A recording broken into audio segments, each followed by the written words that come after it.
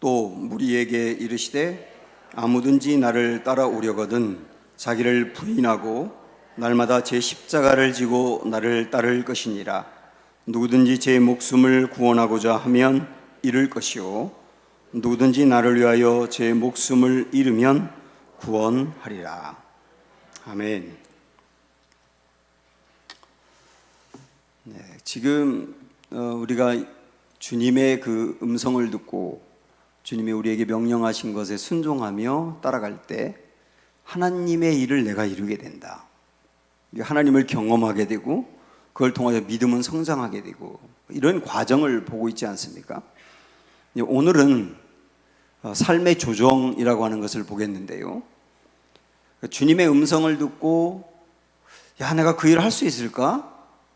여건이 안 되는데, 시간이 안 되는데, 할 만한 능력이 안 되는데 이러면서 고민을 하는 단계가 있지 않습니까? 그 단계에서 결단을 해야 된다 그랬어요. 그것이 믿음의 결단입니다.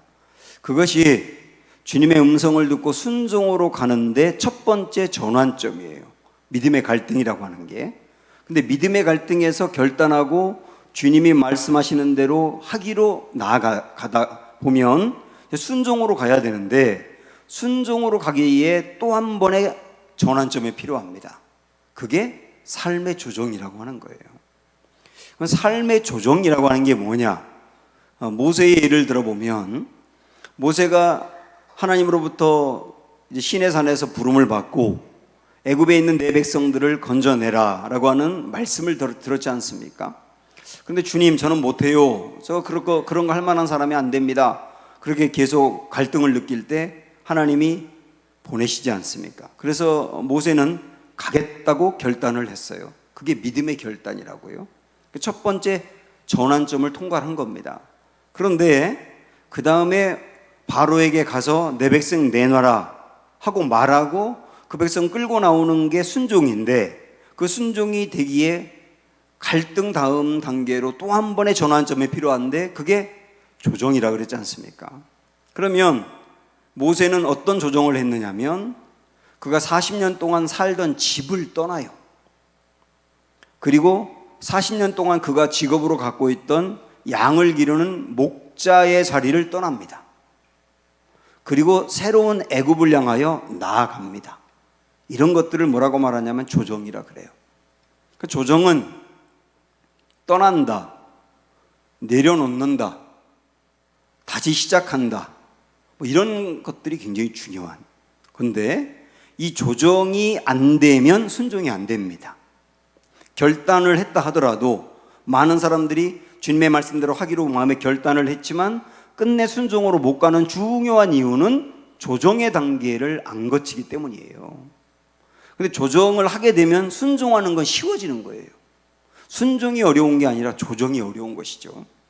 그래서 이 조정은 하나님의 뜻 붙들고 나아가는 단계에서 상당히 중요하지만 결코 쉽지 않은 단계이기도 합니다. 그런데 이 조정 중에는 어떤 사람들 같은 경우 보면 획기적인 조정이 있어요. 그의 인생을 획기적으로 바꾸는 거. 아까도 말씀드렸던 것처럼 모세 같은 경우는 살던 곳을 떠나고 가지고 있던 직업을 버리고 새로운 미지의 세계를 향하여 나아가는 거거든요. 굉장히 어려운 조정이죠. 획기적입니다. 노아 같은 경우도 그가 원래 평범하게 살다가 방주를 만들라라고 하는 말씀을 듣고 난 다음에 모든 초점을 방주를 만드는 데 두지 않습니까? 그게 인생의 획기적인 조정이 있었던 거예요. 그리고 다윗 같은 경우도 목동으로 평범하게 살다가 하나님의 부름이 왕이 되는 거였기 때문에 전혀 다른 길로 나아가기 위해서 또 버리지 않습니까? 아브라함은 고향을 떠났어요.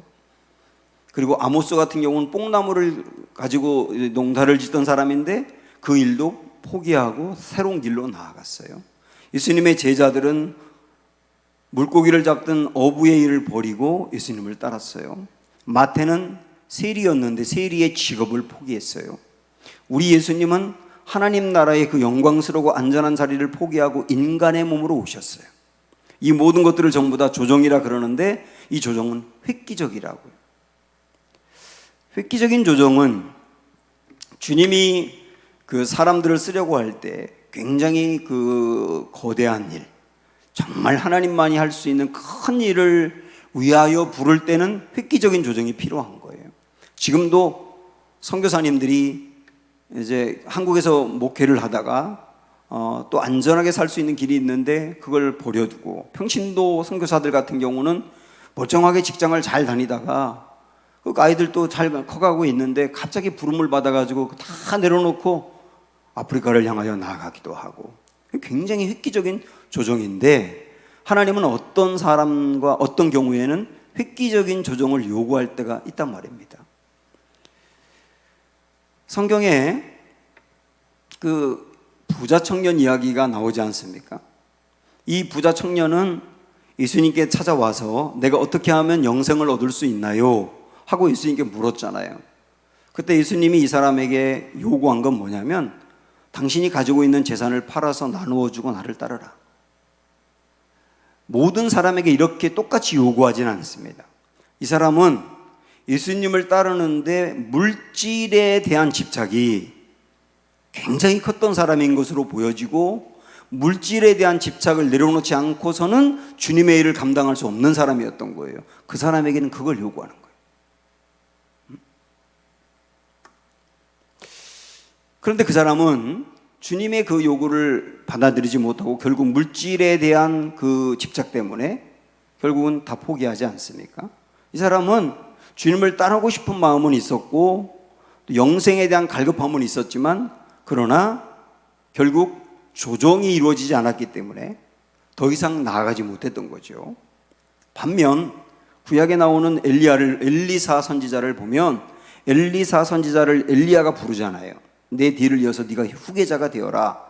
그럴 때 엘리사는 그 부름이 하나님의 부름인 것을 마음으로 받아들이고, 그가 원래 직업이 농부였었거든요. 농사 짓는 것을 포기하고 집에 24마리의 소가 있었는데 그 중에 2마리를 잡아서 온 동네 잔치를 벌이고, 그 다음에 농기구는 불살라 버려서 내가 더 이상 돌아오지 않는다라고 하는 의미로, 상징적인 의미로 결단을 하고, 그리고 나머지 소는 팔아버리고, 그리고 주님의 길을 걷지 않습니까?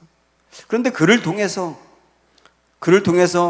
흔들리던 나라에 그곳에서 배출된 수많은 신학생들이 무너졌던 영적인 부분들을 상당히 세우는, 그리고 우리는 엘리야 선지자만 최고인 줄 알지만 사실은 성경에 보면 엘리야보다도 2배나 더 큰 일을 많이 감당했던 사람이 엘리사거든요.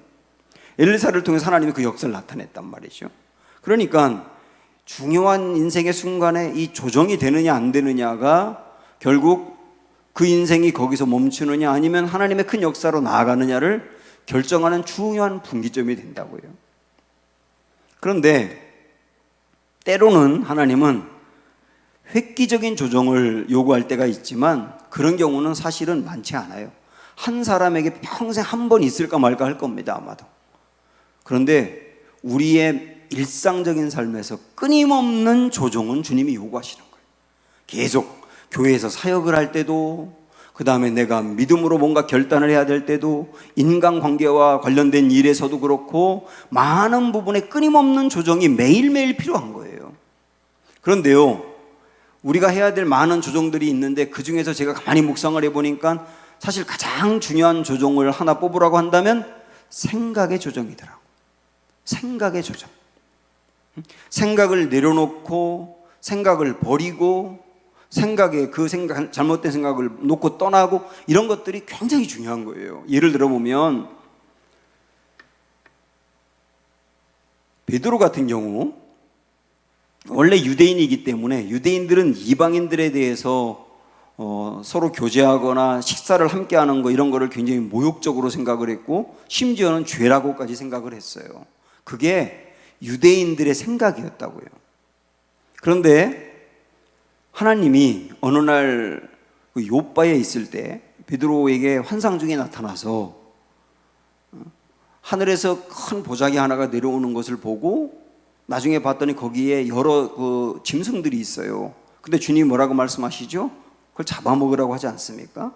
근데 그걸 보니까 유대인들이 평소에 생각할 때 부정한 짐승들이에요. 부정한 짐승은 먹으면 안 됩니다. 이거 부정한데요? 먹으면 안 되는 걸 알고 있는데요? 그러니까 그때 주님이 하시는 말씀이 뭐냐면 내가 정하다고 하는데 내가 왜 부정하다고 하느냐? 그래서 그걸 잡아먹는 환상을 보게 됩니다. 이게 뭘까? 고민이 되지 않습니까? 환상이니까요.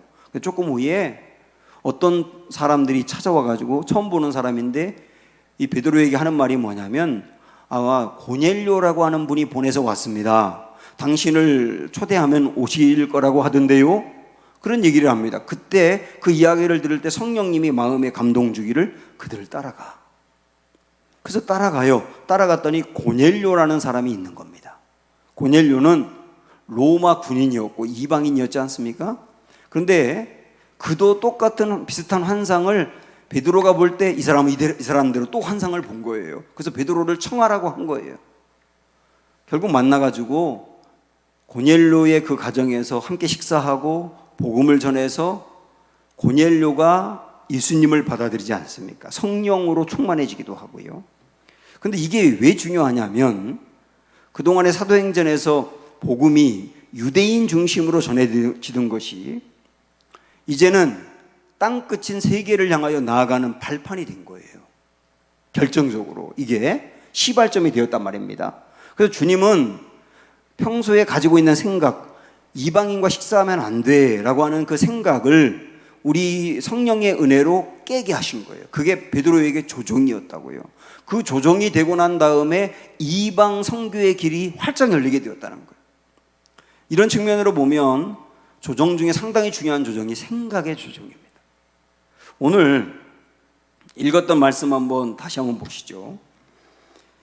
23절 24절 다 같이 볼까요? 시작. 또 무리에게 이르시되 아무든지 나를 따라오려거든. 잠깐만요. 주님을 따르는 사람에게 상당히 중요한 생각의 조정이 필요하다는 얘기예요. 그게 뭐냐면 자기를 부인하고 날마다 제 십자가를 지고 나를 따를 것이니라. 자기를 부인하고 자기 십자가를 진다. 자기를 부인한다는 말은 내 생각, 내 욕심, 자기의, 나의 경험, 내가 해야 된다는 생각, 이 모든 것들을 내려놓는다는 거예요. 부인한다는 말은, 부인의 다른 말은 내려놓음입니다. 그리고 제 십자가를 진다는 말은 주님이 나에게 말씀하는 것, 그것 들고 따라간다는 거거든요. 나를 내려놓고 주님 길 따라가고, 이게 자기 부인 제 십자가입니다. 그리고 24절에 누구든지 제 목숨을 구원하고자 하면 잃을 것이요 누구든지 나를 위하여 제 목숨을 잃으면 구원하리라. 여기 역설이 있는데 살려고 하는 자는 먼저 죽어라, 얻으려고 하는 자는 먼저 잃어라, 섬김을 받으려고 하는 사람을 먼저 섬겨라. 이 생각이 엄청난 조정 아닙니까? 이 조정을 말씀하신 거라고요. 사무엘하 6장에 보면 여러분이 아주 잘 알고 계시는 말씀이 나오는데 다윗이 아비나답이라고 하는 곳에 있었던 그 법궤를 다윗 궁으로 이렇게 옮기는 과정이 나와 있어요. 그런데 1차로 옮길 때 사실 그때 이제 실패한 건데 왜 실패를 했냐면 아비나답의 아들인 우사하고 아효라고 하는 사람이 이 법궤를 원래는 이렇게 들어서 수레에 이렇게 넣지 않고 들어서 옮기게 돼 있어요. 매가지고 무거워도. 그런데 쉽게 옮기겠다고 수레에 그걸 옮긴 거예요. 수레. 소가 끄는 수레에. 그런데 소가 가다 말고 펄쩍 뛰니까 그때 우사가 법궤를 딱 잡았다가 그 자리에서 죽지 않습니까? 그리고 나서 그 우사가 죽은 곳을 지명을 성경에서 뭐라고 말하죠? 베레스 우사라 그래요. 베레스 우사. 이 베레스 우사, 이게 베레스가 무슨 뜻이냐면 치다는 뜻입니다. 치다. 우사를 쳤다고 그래서 베레스 우사가 된 거예요.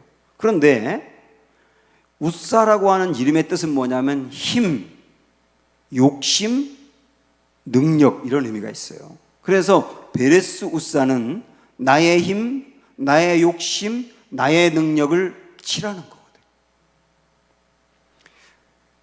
이 사건을 통해서 하나님은 우리 인생 전반에 베레스 우사를 가르치는 거예요. 베레스우사가 되어야 된다고 말하는 거예요. 베레스우사는 나의 힘, 나의 욕망, 나의 의 이런 것들을 쳐내는 건데 이게 자기 부인 제10자가거든. 매사에 이게 되어야 된단 말이죠. 우리 예수님은 겟세마네 동산에서 어제 기도하실 때 십자가를 앞두고 처음에는 이 십자가를 지는 게 너무나 힘들고 어려워서 주님 이 잔을 제게서 거두어 주십시오 라고 기도했잖아요. 그런데 그 다음에 기도가 바뀌어서 뭐라고 기도합니까? 그러나 제 뜻대로 마시고 아버지의 뜻대로 되기를 원하나이다 이렇게 기도하는데 요 기도가 바뀐 게 뭐냐면 베레스우사라고요. 우리 예수님 안에도 어떤 욕망이 있어서 십자가를 지지 않고 살고 싶은 욕망이 있었단 말이죠. 그런데 그 우사를, 그 욕망이라고 하는 우사를 베레스한 거예요. 쳐낸 거예요. 그게 내 뜻대로 마옵시고거든요. 이렇게 할 때 주님의 십자가가 가능했던 것이고 그 길로 가심으로 수많은 영혼들을 살려내는 역사가 일어나게 된 거예요. 이 베레스우사가 매사에 드는 게 중요한데요. 요즘 새벽기도 때 열왕기상의 말씀을 제가 쭉 전하고 있는데 그 열왕기상에 있는 말씀에서 솔로몬 이야기를 제가 가끔 여기저기서 드리긴 했지만 솔로몬을 이번에 제가 이제 새벽기도 준비하면서 다시 한번 연구를 해보니까 솔로몬이 가지고 있는 굉장히 큰 문제가 뭐냐면 자기를 드러내고 싶어하는 거더라고요. 화려한 걸 좋아하고 크기에 엄청 관심이 많고, 크기에 관심이 많고 많은 걸 가져야 되고 자기 이름이 드러나야 되고, 그래서 성전도 어마어마하게 크게 짓고 굉장히 비싸게 화려하게 짓고, 그리고 나서요 금이 많다 보니까 솔로몬이 그 많은 금으로 뭘 만들었냐면 방패를 만들었어요. 큰 방패 200개 금방패, 작은 금방패 300개, 500개를 만들었어요. 야, 그 금방패 하나, 방패 순전히 금으로 된 방패인데 이게 얼마나 비쌌을까? 근데 그걸 왜 만들었느냐? 왜 만들었느냐가 중요한데, 왜 만들었느냐면 솔로몬이 행차할 때, 왕궁으로 온다거나 그럴 때 그 금방패를 든 500명의 사람들이 작은 금방패 300개, 큰 금방패 200개를 든 사람들이 와 하면서 하늘로 번쩍 올렸다 내렸다 할 때 그 태양이 금방패에 딱 닿으면 번쩍번쩍 하는 거예요. 한번 그 그림을 그려보세요. 그러니까 이 왕이 행차할 때 그 얼마나 요란하고 화려하고 엄청났겠는가. 그게 좋은 거예요. 그래서 금방패를 만든 거거든요. 그러니까 이런 걸 보면 솔로몬이 가지고 있는 기본적인 문제가 뭐냐면 자기를 드러내는 걸 너무 좋아한다는 거예요. 자기 이름 드러내고 화려함을 좋아하는. 이게 결국은 솔로몬을 무너뜨립니다. 그래서 솔로몬은 자기 안에 자기를 드러내고 화려하고 싶어하는 그 우사잖아요. 자기의 욕망 이런 거니까 그 우사를 베레스 했어야 된다고요.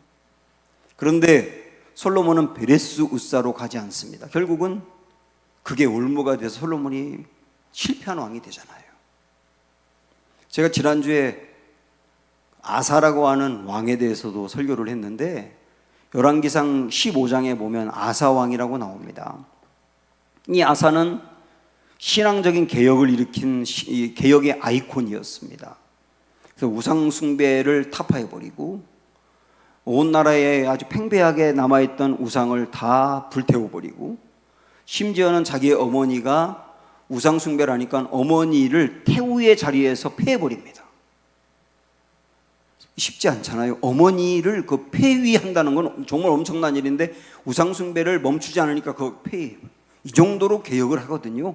그런데 다 좋았는데 딱 하나가 문제였어요. 딱 하나. 그게 뭐냐면 신당을 제거하지 않은 거예요.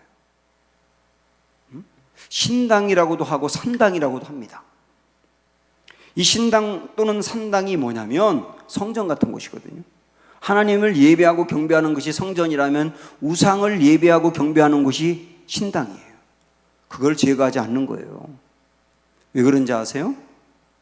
이때 당시에 온 나라에 신당이 있었고 그 신당에서 우상 숭배가 이루어지면서 거기서 수많은 사람들이 제물을 갖다 바쳤습니다. 그 제물이 물질이 나라 경제에 굉장히 중요했대요. 그래서 이 신당을 문을 닫아버리면 상당히 많은 재정에 그 타격을 입게 되고 그것이 국가 경제에 어려움이 생기니까 아사가 신당을 없애지 않은 거예요. 다시 말하면 왕으로서 백성들을 잘 먹고 살게 해야 되고 경제적으로 어려움 당하게 하면 안 된다라고 하는 생각은 좋지만 그 생각 때문에 산당을 없애지 않았다고요. 근데 없애지 않은 산당이 나중에는 우상 숭배를 다시 범하게 되는 온상이 되어버리는 거예요. 아사는 어떤 생각을 했어야 되느냐면 내가 왕으로서 내 백성들을 잘 먹이고 살려야 된다. 그거를 베레스우사 했어야 된다고요. 우리 민족은 애초부터 하나님이 왕이고 왕은 대리 통치자에 불과한 것이고 그래서 하나님이 기뻐하는 모습대로 신앙적으로 나아가고 우상 숭배를 타파해버리면 이 민족 먹고 사는 문제라든지 안보 문제는 하나님이 책임지는 거야 라고 믿음으로 나아갔어야 된다고요. 그런데 다른 건 괜찮은데 먹여 살리는 건 내가 해야 된다라고 하는 그 잘못된 욕망과 생각이 그걸 베레스우사 해버리지 못하니까 나라가 다시 뭔가 되는가 싶다가도 우상숭배로 빠져버렸단 말이에요. 이런 일들이 굉장히 안타까운 겁니다. 대통령이 어딘가 출연하게 되면 항상 옆에는 경호원들이 붙지요. 여러 명의 경호원들이 붙습니다. 근데 여러분 TV에서 보셨지만 대통령이 여기 있고 대통령을 둘러싸고 경호원들을 보면 정말 그 사람들 잘생기지 않았던가요? 경호원들 까만 양복 입고요, 키도 다 크고 훤칠하게 생긴 데다가 아주 그냥 얼굴도 미끈미끈하고 대통령은 쭈글쭈글한데 경호원들은 멋지게 잘생겼어요. 그런데 어느 경호원도 대통령보다 다 잘생기고 키도 크지만 자기를 드러내는 사람이 아무도 없는 거예요. 응? 모든 경호원은 목적이 오직 하나예요. 대통령이 드러나는 게 목적이에요. 대통령에게 만약에 어딘가에서 총을 누군가가 쏘았다 그러면 자기 몸으로 대통령을 껴안아가지고 자기가 맞아야 되는 거예요. 내가 죽어 대통령을 살리는 게 경호원의 역할이라고. 내가 드러나려고 하는 순간 경호원은 그 자리에 있을 필요가 없는 거예요. 어떤 의미로 본다면 목사인 저는 더더욱 그렇고 성도인 우리도 하나님 나라 경호원이 아니겠는가. 내가 하고 있는 일, 내가 하고 있는 모든 사역, 그 모든 걸 통하여 내가 드러나지 말아야 한다. 오직 내 사역의 초점과 목적은, 저 같은 경우 제 목회의 목적은 하나님이 드러나는 거예요. 이 하나님이 드러나고 예수님이 드러나는 거에서 변질되면 목회가 타락인 거예요. 그러면 목사인 자기를 드러내려고 해서 성도들이 자기를 바라봐야 되고 자기 말대로만 따라야 되고, 그래서 교회를 이상한 방향으로 이끌어 나가는 게 언론에서도 가끔 나오는 모습 아닙니까? 왜 그러냐면 하나님 나라 경호원이 되는 게 아니라 내가 대통령이 되려고 하기 때문이에요. 하나님을 버리고. 여러분이 어떤 사역을 맡았든지 그 사역에서 그 사역이 남에게 드러나는 사역이든 아니면 뒤에서 혼자 하는 사역이든 상관없이 항상 우리 마음에 새길 것, 나는 하나님 나라 경호원이야. 주님이 드러나면 되는 것이지 내가 드러나면 안 돼. 제가 우리 교회에서 목회하고 은퇴를 했을 때 유석열 목사라는 사람의 영향력이나 그 후광이나 이런 게 너무 강하게 남아서 교인들이 흔들린다. 예수님을 바라보기보다 유석열 목사를 바라본다 그러면 제 목회는 실패한 거예요. 제가 우리 교회에서 헌신적으로 목회하다가 끝났을 때 성도들의 가슴에는 유석열이 남는 게 아니고 예수님만 남으면 되는 거예요. 여러분도 어떤 사역을 하든 어떤 일을 하든 항상 유념하세요. 주님만 드러나면 돼. 내가 드러나고 싶은 생각이 조금도 있걸랑 그때 생각하세요. 베레스우사 해버려야 돼.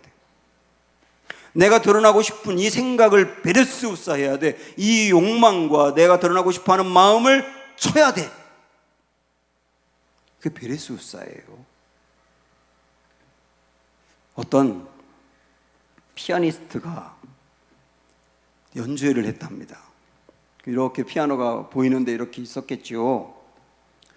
피아니스트가 이제 딱 등장해서 화려한 그 드레스를 입고 딱 사뿐사뿐히 이렇게 우아하게 걸어와서 이렇게 인사하고 그냥 그 자리에 앉았지 않았겠어요? 조금 있으니까 그 피아니스트 옆에서 악보를 넘겨주는 사람이 그 옆에 자리에 앉았습니다. 그런데 가만히 보니까 피아니스트보다 악보 넘기는 사람의 옷이 더 화려하더래요. 그리고 악보를 넘기면 이렇게 넘기면 되는데 이렇게 넘기면도 자기를 드러내고 있는 거. 악보를 넘기는 사람이, 악보를 넘기는 사람은 아무도 그를 보게 하면 안 되는 거예요. 오직 모든 청중은 피아니스트를 보게 해야 되는 거죠. 그런 일들이 우리의 사역 가운데 있을 수 있다. 이때도 베레스우사를 해야 되는 거다. 치열한 이 싸움을 늘 해야 되는 겁니다, 여러분. 그래서 조정 중에 가장 중요한 조정은 생각의 조정이다. 자기를 부인하고 자기 십자가를 지는 베레스우사. 베레스우사가 늘 우리에게 이루어져서 우리 죽고 주님만 사는 은혜가 있기를 축원합니다. 함께 찬양할까요? 이제는 내가 없고, 오늘 들은 말씀 생각하면서 가사를 생각하면서 부릅니다.